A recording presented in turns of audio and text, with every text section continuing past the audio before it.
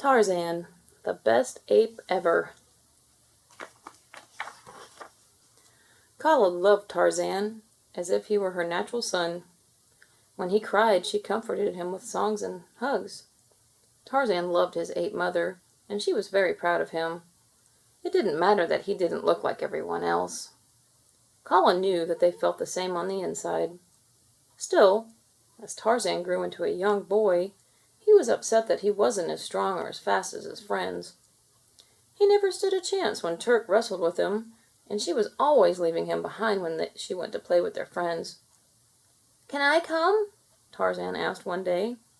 "Well, you could, if you could keep up," Terk answered. She didn't expect Tarzan to follow her. But he did. He was determined, and brave too. When Terk dared him to get an elephant hair, he leaped off a cliff and swam into a herd of elephants. "Piranha!" yelled Tantor. The young elephant had never seen anything that looked like Tarzan. Neither had the other elephants. Frightened, they stampeded as Kerchak scooped up and saved a baby gorilla from being trampled. Angrily, the great silverback Kerchak approached Tarzan. "You almost killed someone," he said. Kala tried to defend her son, but Kerchak wouldn't listen. "He will never learn to be one of us," Kerchak growled. "Look at him."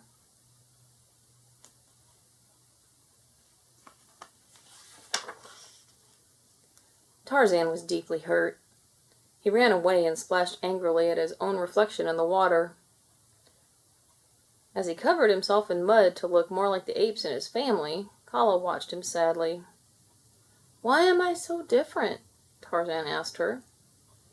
Kala tenderly placed Tarzan's hand on his chest, then on her own.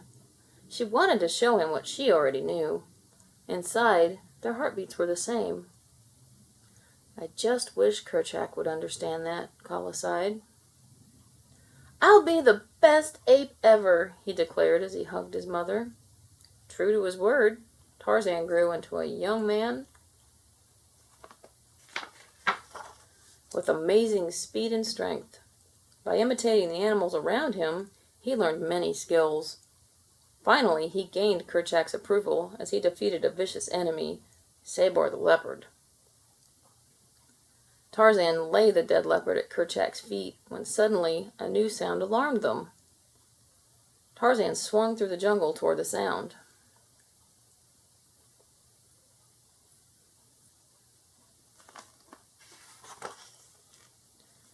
From a treetop, he looked down on the first humans he had ever seen.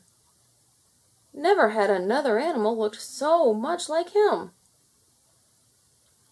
In their search for Tarzan, Terk and the others came across strange objects in the human camp. Tantor was terrified, but Terk calmed him. "These things aren't alive," Terk said. As they investigated, they found that the typewriter made fun sounds, and that the plates and silverware made music. But their music brought others, and when Tarzan showed up with the humans,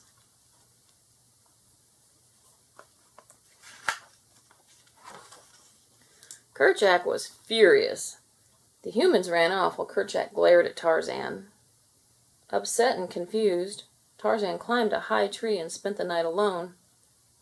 "Why didn't you tell me that there were creatures like me?" Tarzan asked Kala later. She looked at him sadly. "Because it doesn't matter," she sighed. "You're my son."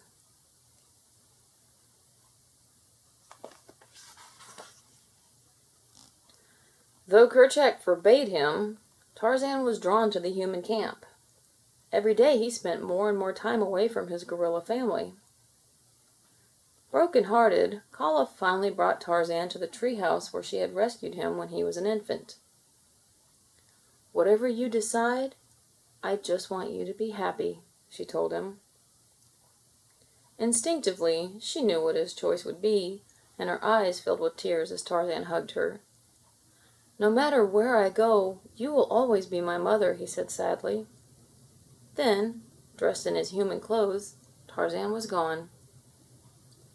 That night, Kala couldn't sleep.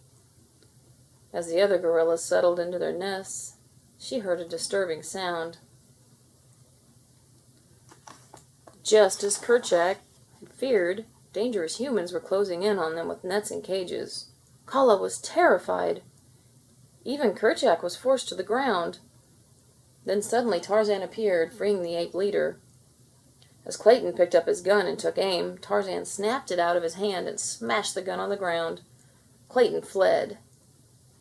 "You came," said Kerchak with surprise. "This is my home," Tarzan replied. He was determined to make things right. With help from Tantor, Terk, Jane, and other jungle friends, they soon had the hunters in the cages and the gorillas freed. In the struggle, Kerchak had been shot and lay dying. "Kerchak, forgive me," Tarzan said sadly. "No, forgive me for not understanding that you have always been one of us," Kerchak replied, looking at Tarzan with respect and love. "Take care of our family, my son." Tarzan, knowing where he belonged, took his place as the gorilla leader and went to say goodbye to Jane.